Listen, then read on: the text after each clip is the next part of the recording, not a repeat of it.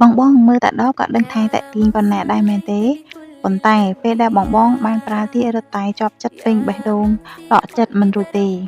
ក្លិនក្រអូបងុំមធ្យមងុំជាប់បានយូររហូតដល់48ម៉ោងជាប់សាហាវបងទាំងអស់ហ្នឹងណា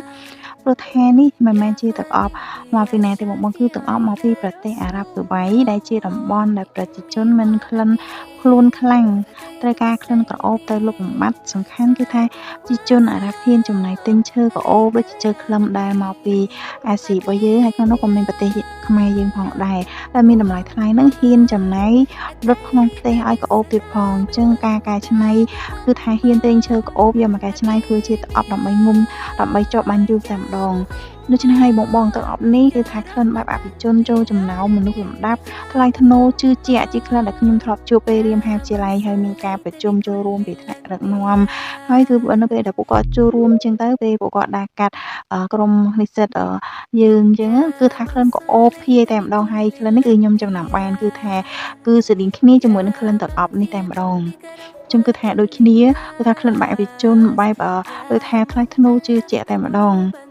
សម្រាប់ដក់ខ្មៅគឺចែងចាំងហើយជាប្រភេទក្លិនក្អូបបែបឈើកម្រចេញពីឈើក្អូបកម្រហើយមានតម្លៃថ្លៃមិនមែនឈើក្អូបធម្មតាអញ្ចឹងណាហើយក្លិនវាបែបសិទ្ធិអភិជនបែបជាអ្នកជំនួញបែបជឿជាក់តែម្ដង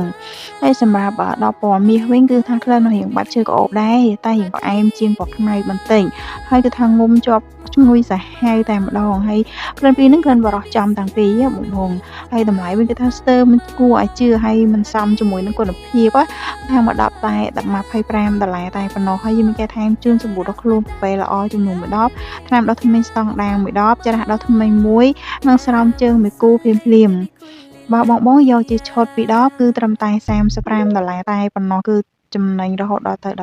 $15ហើយសំខាន់គឺយើងមានការថែមជូនសម្បូរដុសខ្លួនចំនួន2ដបថ្នាំដុសធ្មេញចំនួន2ដបច្រាសដុសធ្មេញចំនួន2និងស្រោមជើងចំនួន2គូភ្លាមចឹងរស់រាន់ណាបងទាំងអស់គ្នាស្តុកមានចំនួនតិចយើងយកមកសាប៉ុន្តែគឺថាបងដឹងតែពេញចិត្តតែម្ដងអរគុណច្រើន